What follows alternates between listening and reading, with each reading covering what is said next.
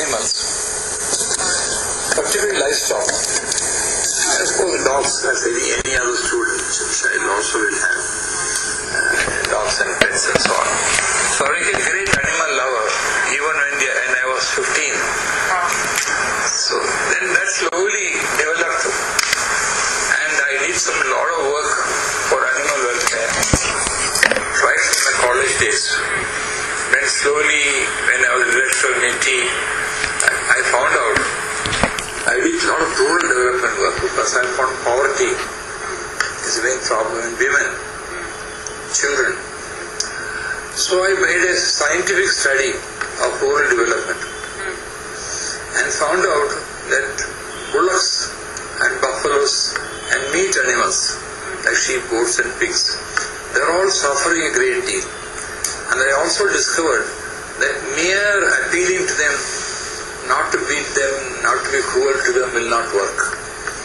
That's another destiny revelation to me. Therefore, I found out the only way by which it can be done is through technology and management. You can reduce their suffering. So that's another great major event in my life. I discovered that bullock carts should be improved. That's why I called. When was this? 1968. I improved the bullock carts by putting better bearings and better tires and lower. That's why the name Cartman came.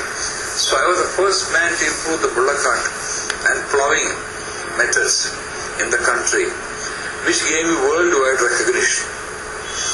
Then I found out next maximum amount of cruelty and suffering of livestock was in meat industry.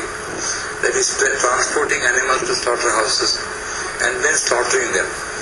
Therefore, instead of appealing to them, mere vegetarian, don't eat meat and so on, I found the only way by which you can reduce the suffering was to modernize slaughterhouses. Yeah. So I became chairman of the Animal Welfare Board of India.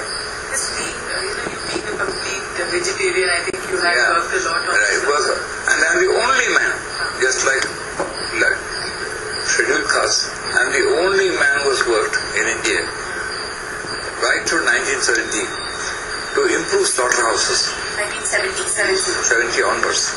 When I came to Bangalore, in Bombay, I did that. I helped shift the slaughterhouse from Bandra to Devanar, campaign for vegetarianism and animal welfare. But I could not do much action in Bombay. But when I came to Bangalore, it was so easy to go to the villages and see the suffering, etc., etc. So I was the first man to write about slaughterhouses in India, 1973. I wrote my first article for Illustrated Weekly when Kushal Singh was the editor. So I became chairman of the Meat Committee of the Government of India. The first Meat Committee was established by me, and I became its chairman. And I wrote the first report on livestock in 1975, which has not been done anywhere in India. They had no idea that livestock contributes so much to human development. So I would say that's a major step in the history of livestock. Even today, and then later on, I have written a large number of reports on the meat sector, modernization, introduction of stunning animals so that there will be no pain when they work, and how not to transport them. A revolutionary idea also I gave them, which gave me worldwide acclamation. I showed them, don't take the animals from the rural area to urban area for killing.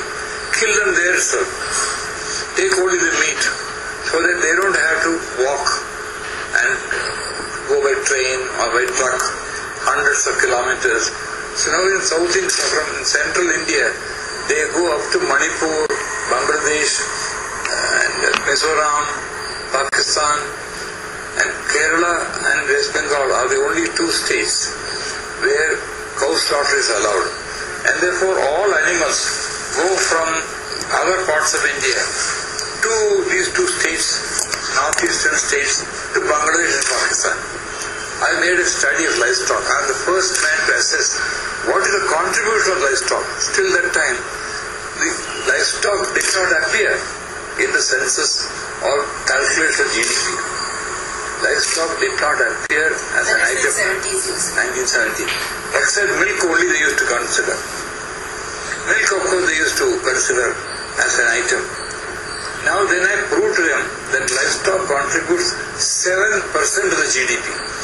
2 lakh crores. 2 lakh crores to GDP, which forms 7% of the GDP.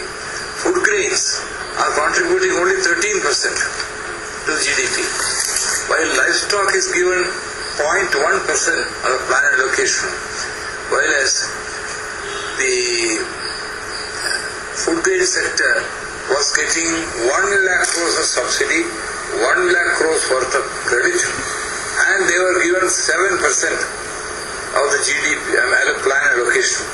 So the disparity between food grain at one end, livestock at the other. I proved them. I'm the first man to prove